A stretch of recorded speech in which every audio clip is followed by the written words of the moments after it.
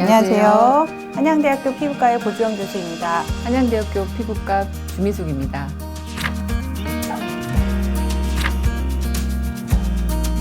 선크림은 여러 피부 질환이 생긴 후에 색소 침착이 안 생기게 하는 방법이 되기도 하고, 레이저 시술을 한 이후에 우리가 원하는 미용적 효과를 얻기 위해서 이제 사용을 하기도 합니다. 오늘 그 선크림의 사용 방법에 대해서 주민숙 교수님께 질문을 드려보도록 하겠습니다. 네, 교수님. 이 선크림을 바르는 정석이 있습니다. 그래서 보통은 외출하기 직전에 바르시면 안 되고요. 충분한 흡수가 돼야 그 완전한 효과를 낼 수 있기 때문에 보통 외출하시기 15분에서 30분 전에 바르시기를 권해드립니다. 그래서 그 순서는 많이들 알고 계시듯이 기초 화장품 다음에 바르시는 거고요. 500원짜리 동전 정도 되는 양을 얼굴에 모두 발라야 우리가 원하는 효과를 볼 수가 있고요. 한꺼번에 바르면 밀리고 끈적여서 바르기 어렵기 때문에 한번 절반 정도 바르고 시간 지난 다음에 또 나머지 절반 양을 바르는 등의 방법을 이용해서 충분한 양을 사용하시는 것 중요합니다. 그리고 외출하시거나 야외 활동을 하실 때는 2시간마다 한 번씩 발라주시는 게 중요하고요. 근데 메이크업을 해서 그렇게 하기가 어렵다 하시면 요즘에 선스틱 같은 제품들이 나와 있으니까 자외선 노출이 많은 부위에는 부분적으로라도 발라주시는 게 좋습니다. 선크림은 사시면은 밖에 이제 여러 가지 정보가 이제 들어가게 되는데요. 예를 들어서 이 선크림에 보시면 SPF가 써 있고 PA가 써 있잖아요.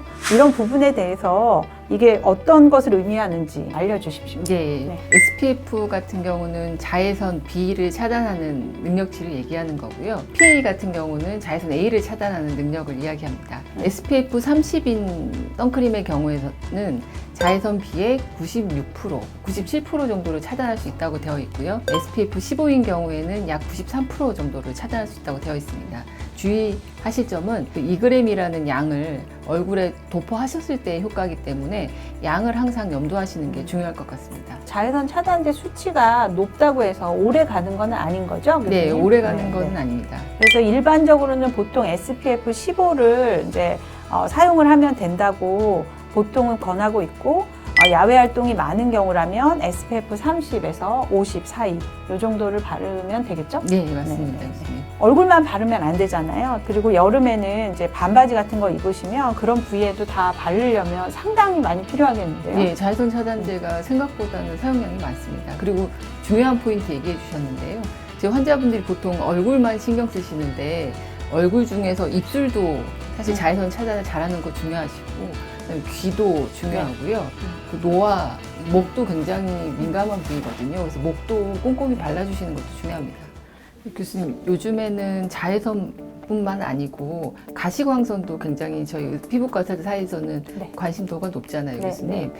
이 관련해서 말씀 좀 해주시겠어요? 우리가 이제 검버섯도 있고 뭐 피부암도 있고 하지만 사실은 기미, 우리 나라 그 환자분들은 이제 안 그래도 얼굴이 하얗지 않은데 갑자기 검은 그림자가 낀다 그러면은 굉장히 스트레스를 받는데, 기미와 같은 경우는 자외선 차단제만으로는 해결이 안 되는 경우가 많다고 알려져 있습니다. 그리고 최근에는 이제 가시광선을 막는 것이 그 피부 노화를 막는 데 도움이 된다는 그 연구 결과들이 많이 발표가 되고 있어서 선크림은 포커스가 이제 자외선 A와 B에 맞춰져 있습니다.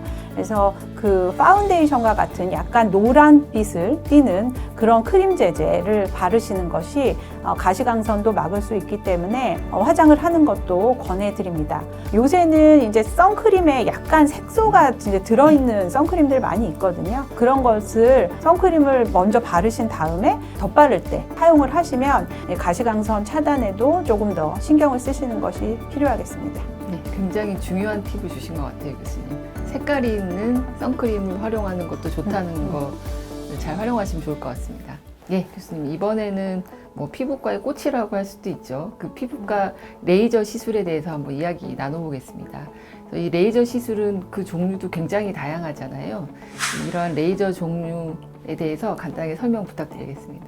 레이저는 굉장히 다양하게 활용될 수 있습니다. 크게 보면은 피부가 이제 돌출돼서 나오는 여러 가지 병변들이 있습니다. 쉽게 얘기하면은 뭐 쥐젖이라든지 검버섯 중에 겉으로 튀어나오는 그런 병변의 변화, 우리 피부 표면이 밖으로 튀어나왔다 나는 변화가 있으면 그 부분을 제거하는 레이저를 해야 되겠고, 이런 레이저를 침습적 레이저라고 합니다. 피부의 표면을 만졌을 때 부드러운데 색깔이 변했다. 갈색으로 변했을 때 하는 것은 색소 레이저가 되겠고, 빨간색으로 변했을 때 하는 경우는 혈관 레이저가 되겠습니다.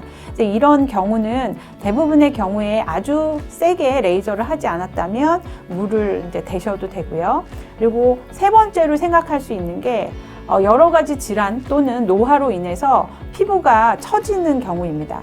피부가 처져서 이 피부를 당기는 치료를 할 때는 겉의 피부랑은 상관이 없습니다. 안쪽에 이제 콜라겐과 그 아래쪽에 있는 지방과 지방 사이에 이루어지고 있는 콜라겐이 이제 중요하기 때문에 그런 부분을 치료하는 뭐 울세라라든지 뭐 그 써마지라든지 이런 치료들은 겉에 상처가 나지 않기 때문에 뭐 크게 침습적이지 않아서 물을 대는 데는 큰 문제가 없는 이런 치료가 되겠습니다. 예, 교수님.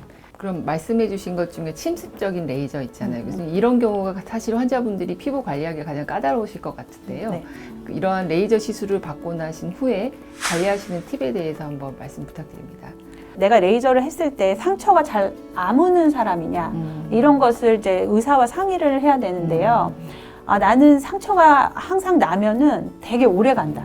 이런 이야기를 꼭 의사에게 얘기를 해줘야 됩니다. 색소 침착이나 치료가 잘 안 될 수 있으니까 침습적이냐 비침습적이냐랑 상관없이 그런 경우에는 시술을 좀 미룬다든지 아니면은 조금 더 조심스럽게 약하게 치료를 먼저 하고 나중에 치료를 이제 더 적극적으로 하는 식으로 이제 설명을 드리게 되고, 만약에 이제 침습적인 레이저를 해도 되는 상황이다. 그래서 레이저를 이제 했다면 그 다음에 이제 제일 중요한 것은 내가 원치 않는 2차 감염이 되지 않으면 됩니다. 물이 닿지 않아야 된다 하면 주변 정상 조직과 구분되게 뭔가를 붙이는 것이 필요하고요. 많이 붙이는 것이 하이드로콜로이드 제제라고 해서 붙였을 때 방수가 되고 안에서 진물이 나는 것을 흡수할 수 있는 제제를 이제 붙이게 되고, 붙일 때 중요한 게 딱 달라붙어야 됩니다. 약간 떠 있으면 물이 들어가게 되거든요. 그래서 제가 설명을 잠깐 해드리겠습니다. 만약에 레이저를 5mm 정도 했다. 그러면 한 1cm 정도 이렇게 자르셔야 됩니다. 각 부위를 이렇게 자르시고, 이런 제제들은 이렇게 스티커 형태로 떼어낼 수 있게 이렇게 돼 있거든요. 이렇게 뗀 다음에 이 가운데 만지시지 말고 항상 끝만 잡으시고, 레이저를 이 부분에 했다면 이렇게 붙이시는데 이렇게 딱 달라붙게 이렇게 해놓고 하자마자 뭐 손 쓰시지 마시고 한 10분, 20분 있으면 딱 달라붙거든요. 이렇게 잘 붙어 있는 상태를 유지를 하셔야지 제대로 상처 처치를 하시는 거고요. 시간이 지나면 이 가운데가 색깔이 변합니다.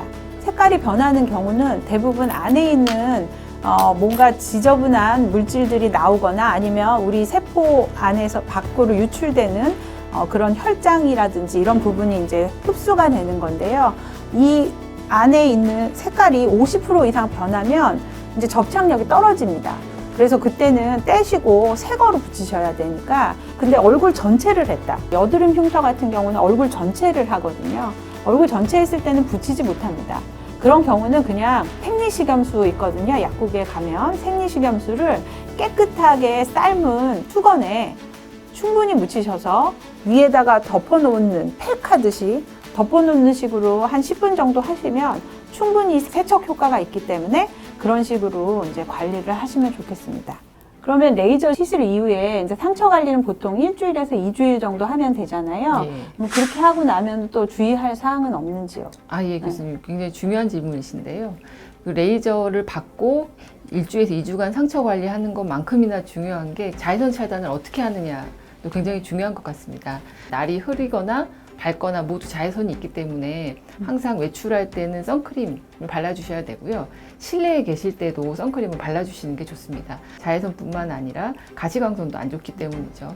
그래서 실내, 실외에 있을 때 선크림 발라주셔야 하고요. 최소한 한 달까지는 굉장히 꼼꼼하게 관리해 주셔야 하고, 자외선 차단제만으로는 그 효과가 약간 부족하니까 뭐 모자를 쓰신다든지 이런 추가적인 자외선 차단 방법을 동원해서 자외선을 꼼꼼하게 차단하시는 게 좋습니다. 요새 이제 마스크를 많이 쓰잖아요, 저희가. 근데 마스크 쓸 때 자외선 차단 지수가 있는 마스크를 쓰면 도움이 될까요? 굉장히 중요한 질문이신데요. 그렇지 않습니다. 저희가 일반 옷을 입어도 이 옷만 입는다고 해서 자외선 차단이 되지는 않거든요.